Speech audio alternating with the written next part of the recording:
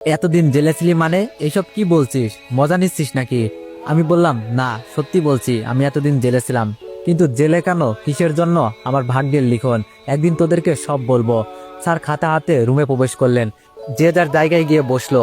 আমি যেদিকে তাকাই সবাই দেখি আমাকে কেমন চোখে যেন তাকিয়ে আছে। ওরা হয়তো ভাবছে জেল খেটেছি, নিশ্চয়ই বড় ধরনের অপরাধী ছেলেটি। কিন্তু কেউ তো আর জানে না আমার বেস্ট ফ্রেন্ডকে খারাপ কারো কাছ থেকে বাঁচাতে গিয়ে রাগের বশে দুইটা চড় মারার ফলেই জেল কেটেছে আমি। আর খাতা ও প্রশ্নপত্র দিলেন। পরীক্ষায় প্রশ্নপত্র পাওয়ার আগে যতটা দুশ্চিন্তায় ছিলাম, প্রশ্নপত্র পেয়ে তা দূর হয়ে গেল। শুরু করে দিলাম লেখা। সবার আগে আমি উঠে দাঁড়িয়ে গিয়ে, স্যার অতিরিক্ত পেজ লাগবে বলতে স্যার সহ পুরো রুমের ছাত্রছাত্রী আমার দিকে তাকালো। এত তাড়াতাড়ি অতিরিক্ত পেজ নিব শুনে এক স্যার এসে আমার খাতাটা উল্টে পাল্টে দেখলো। আমি ভাবছি স্যার এমন করছে কেন।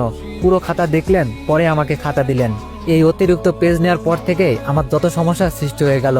স্যার তো নকল করছি ভেবে পাশে এসে পুরো 5 মিনিট দাঁড়িয়ে থেকে লেখা দেখলেন, আবার হঠাৎ ঘাড়ে হাত রাখলেন। আমি তো ভয় পেয়ে গিয়ে স্যারের দিকে তাকাতেই উনি বললেন, গুড, ক্যারি অন। স্যার চলে গেলেন। তারপরই পরপরই 3বার পেছন থেকে কেউ কলমের নিব দিয়ে পিঠে খোঁচা মারলো। আমি হালকা ঘাড় ঘুরিয়ে তাকাতেই মিতু বলল, 2-এর ক নম্বর প্রশ্নের উত্তরটা কি হবে এতিমের বাচ্চা? ঘাড় ঘুরিয়ে নিয়ে আবার লিখতে শুরু করলাম। একটু পর ও আবার আমাকে খোঁচা মারলো, 5-এর ক্ষয়ের উত্তরটা কি হবে বলা যাবে এতিমের বাচ্চা? এভাবে প্রায় প্রতিটা পরীক্ষায় মিতু আমাকে ডিস্টার্ব করতো। আমি শুধু একটা কথাই ও উত্তর দিতাম, এতিমের বাচ্চা। শেষ পরীক্ষার দিনে সব বন্ধুরা এসে বলল, চল সবাই আজকে পরীক্ষা শেষে ঘুরতে যাব। আমি কিভাবে ওদেরকে বলবো আমার কাছে ঘুরতে যাওয়ার মতো টাকা নেই? মিতুর ভাই আমাকে যেই টাকা দিয়েছে তা আমার ভাগ্য লিখতে, বন্ধু বান্ধবের সাথে ঘুরে আড্ডা মস্তি করতে নয়। ওরা কথাগুলো বলে যে যার জায়গায় গিয়ে বসলো। আমি পকেটে হাত দিয়ে দেখলাম মাত্র 20 টাকা রয়েছে। 20 টাকা গাড়ি ভাড়া দিয়ে 10 টাকা গাড়ি ভাড়া রাস্তা হেঁটে বাড়ি যাব বলে 20 টাকা নিয়ে এসেছিলাম। পরীক্ষা শেষে সবাই এসে ধরলো, চল তোকেও যেতে হবে।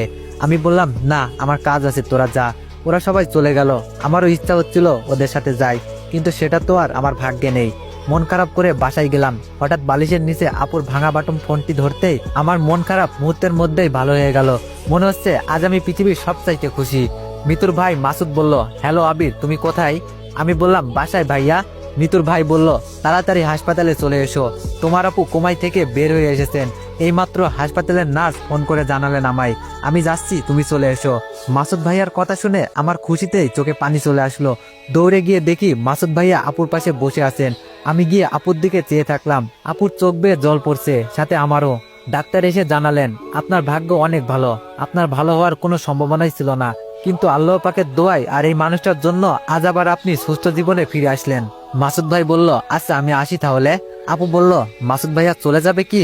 আপু আমাকে ওনাকে ডাকতে বললেন। আমি ডাকতে মাসুদ ভাইয়া আবার আসলো। আপু ওনার এক হাত ধরে কান্না ভেজা কণ্ঠে বললেন, আপনার এই ঋণ আমি কোনোদিনও শোধ করতে পারবো না। মাসুদ ভাই বলল, এভাবে বলছো কেন? আমার জন্যই তোমার এই অবস্থায় পড়তে হয়েছিল। নিজের জীবন হতে কয়েকটা বছর হারিয়ে ফেলেছো, আমি ঋণী তোমার কাছে। মাসুদ ভাই বলল, চলো আমার গাড়িতে করে তোমাদের বাসা অব্দি এগিয়ে দিয়ে আসি। আপুকে নিয়ে আমি পেছনে বসে আছি আর ভাবছি, মাসুদ ভাই সত্যি মানুষ নয়, ফেরেশতা। এমন একটা মানুষের হাতেই যদি আমার আপুটাকে তুলে দিতে পারতাম, তাহলে ভাই হিসাবে আমার আপুটাকে শ্রেষ্ঠ উপহার